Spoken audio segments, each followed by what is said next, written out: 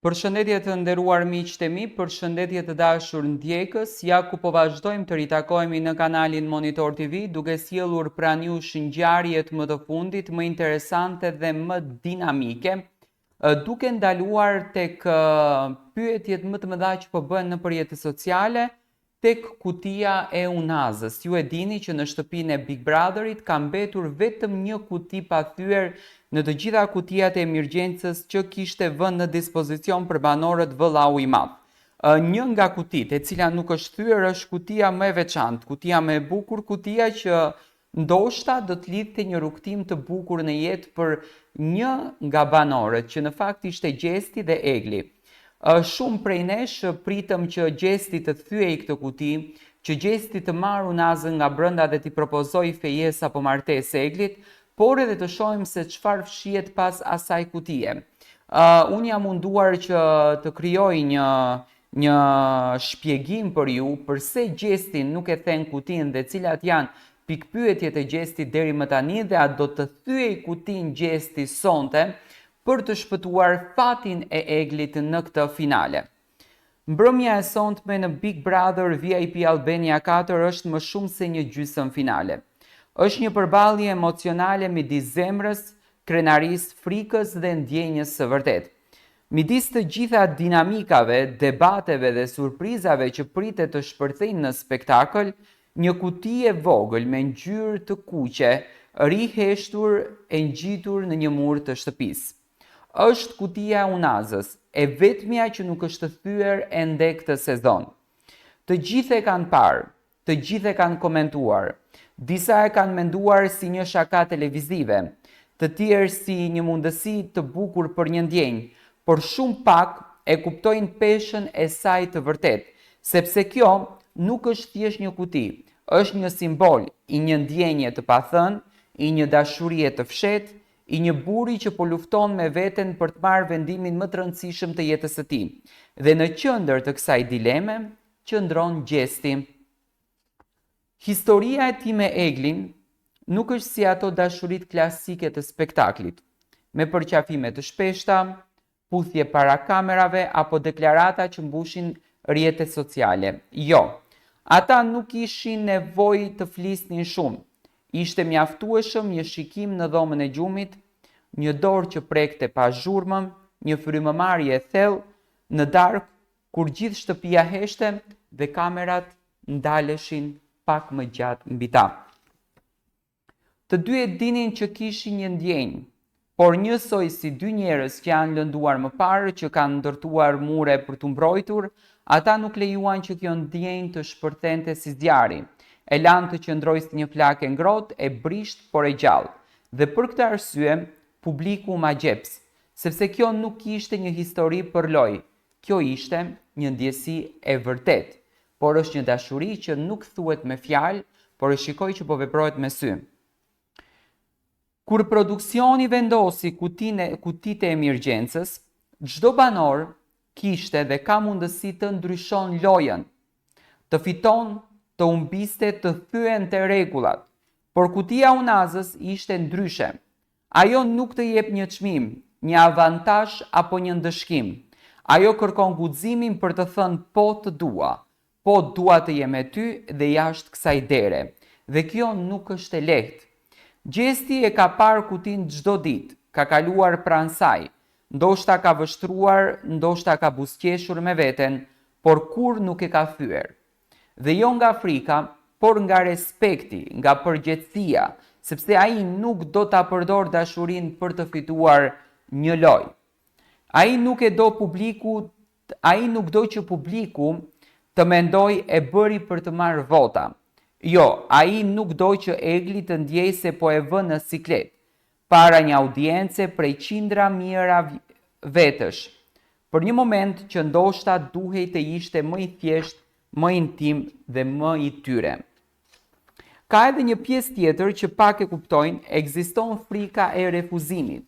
Egli është një grua e fortë, e pavarur, e drejt për drejt.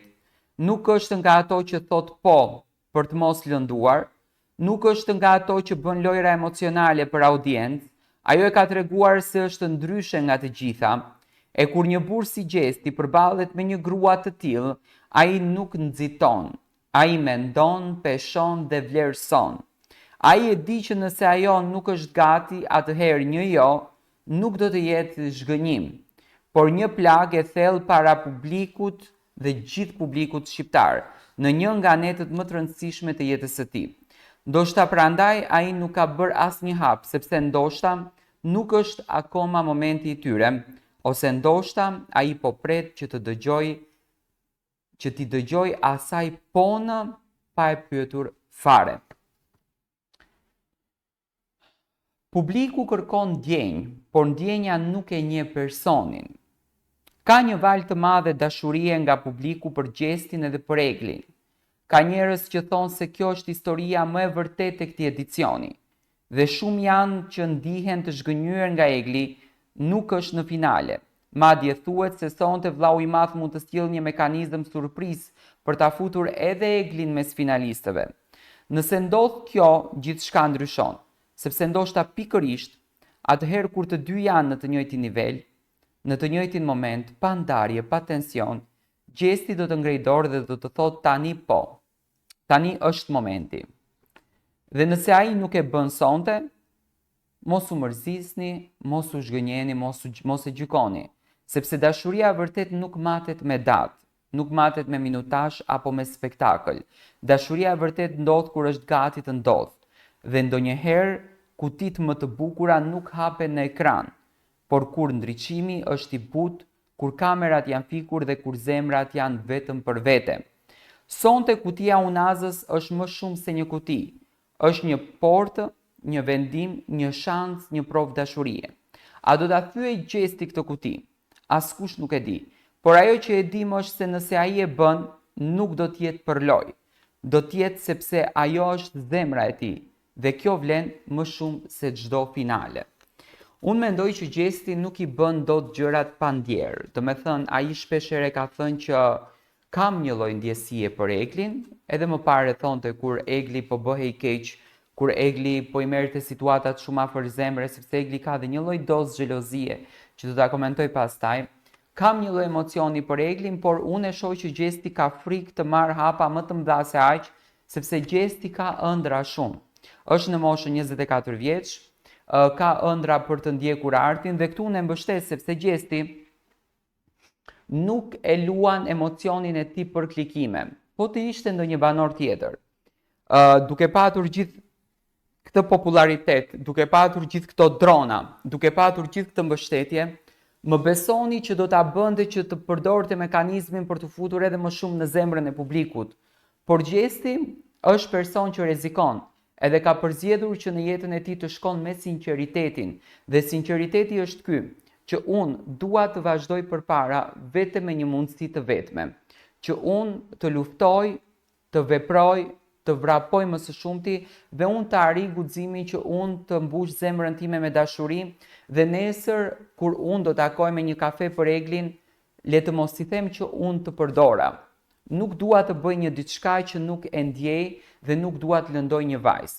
Dhe Gjesti realisht këtë nuk e bën publikisht. Unë jam shumë i bindur që Gjesti pret që të merr dritën e gjelbërt nga prindërit e tij, kur ai do dalë jashtë shtëpisë, do kenë mundësinë që të njihen edhe më shumë sigurisht, në qoftë se ato do të ruajnë relacionin mes njëri tjetrit, do të ruajnë takimet, do të ruajnë momentet e bukura dhe besoj që do të na sjellin edhe më shumë ndjesi, do të na sjellin edhe më shumë emocion dhe më shumë pasion mes tyre që do të jetë një diçka që do të vi bukur qartë në veshin e publikut.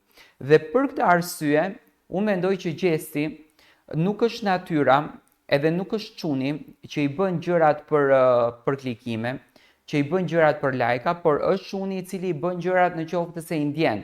Dhe kur të themi në qoftë se i ndjen, unë jam shumë i bindur që Gjesti e ndjen dashurinë me Eglin, Gjesti e ndjen pasionin me Eglin, por nuk dëshiron që të merr një vendim shumë të madh brenda, ku jashtë Gjestin e presin shumë gjëra të bukura dhe normalisht ky rrugtim do të ndryshojë.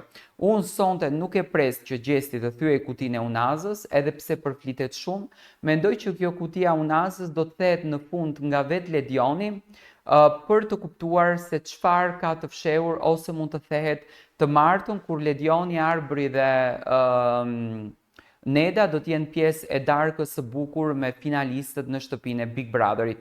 Për këtë jam shumë i bindur që Gjesti nuk do ta thyej, sepse e shoh që Gjesti nuk dëshiron që të gjithë emocionin, të gjithë pasionin t'ia dhuron spektaklit, por ca gjëra i ruan dhe i bën vetëm për veten e tij. Dhe derisa puthja jepet shehurazi, kjo nuk kupton që shumë gjëra do të ndodhin jashtë.